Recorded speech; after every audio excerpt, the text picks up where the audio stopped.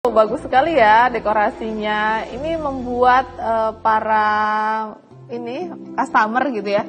Jadinya mungkin betah kalau delay.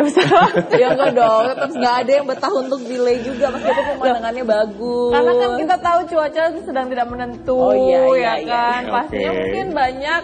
Ya, cuacanya nggak menentu aja kadang delay ya.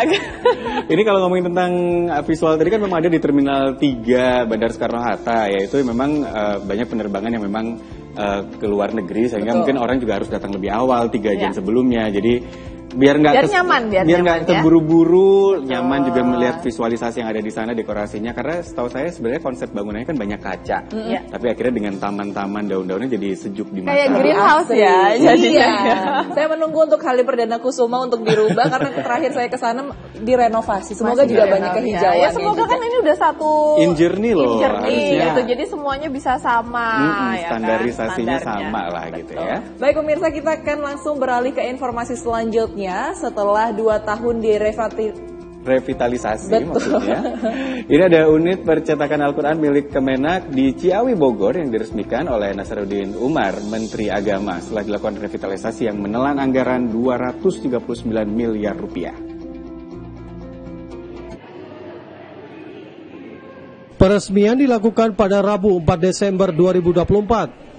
Dalam peresmian itu, Menak Nasaruddin Umar didampingi Kamarudin Amin selaku Dirjen Bimas Islam Kemenak. Dalam laporannya, Kamarudin mengatakan gagasan revitalisasi percetakan Al-Quran Kemenak itu sudah lama, tetapi ada keterbatasan anggaran sampai akhirnya mereka berhasil meyakinkan Bappenas untuk mengalokasikan anggaran dari APBN. Kamarudin mengatakan unit percetakan Al-Quran itu berdiri di lahan seluas 2 hektar lebih. Di lahan itu juga dibangun pusat layanan keagamaan Islam, sehingga keberadaannya tidak hanya menjadi tempat percetakan Al-Quran, tetapi juga bisa menjadi wahana edukasi serta tempat wisata religi baru di Bogor. Selain ada tempat percetakan Al-Quran, juga ada tempat untuk pameran. Kemudian juga ada pajangan sejarah mushaf Al-Quran sejak dari masa lampau. Dalam kesempatan itu, Nasaruddin Umar menuturkan keberadaan percetakan Al-Quran di bawah naungan Kemenak sangatlah penting, supaya bisa mengatasi kebutuhan mushaf Al-Quran untuk masyarakat. Ia mengatakan saat ini kebutuhan mushaf Al-Quran di Indonesia sekitar 6 juta eksemplar mushaf tiap tahunnya. Masih jauh di atas kapasitas unit percetakan Al-Quran Kemenak itu. Untuk itu, Nasaruddin berharap kolaborasi dari percetakan umum untuk ikut berkontribusi mencetak mushaf Al-Quran. Kepada percetakan umum, Nasaruddin mengingatkan bahwa mushaf Al-Quran itu adalah kitab suci, maka perlakuan saat proses pencetakannya berbeda dengan mencetak buku atau koran. Jangan sampai kertas potongan Al-Quran terinjak-injak oleh pegawai percetakan. Bisa mencetak sampai offline 2 juta per tahun ya. Walaupun belum sesuai dengan apa yang kita butuhkan. Kalau menurut data yang kita butuhkan, kebutuhan Al-Quran itu per tahun untuk seluruh masyarakat bangsa Indonesia itu sekitar 6 juta. Tapi baru kita mampu memenuhi 2 juta. Tapi mungkin penerbit lain di tempat lain yang non Kementerian Agama juga masih banyak ya.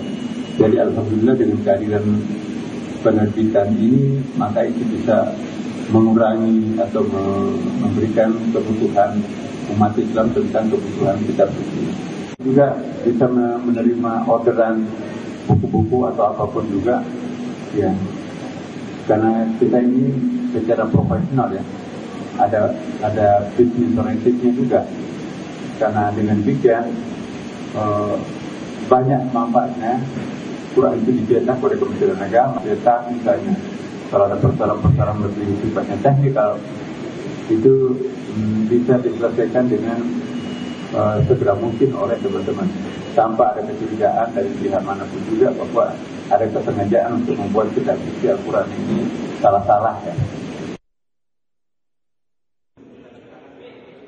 Dalam kesempatan itu juga Nasaruddin banyak menyinggung aspek lain terkait Al-Quran.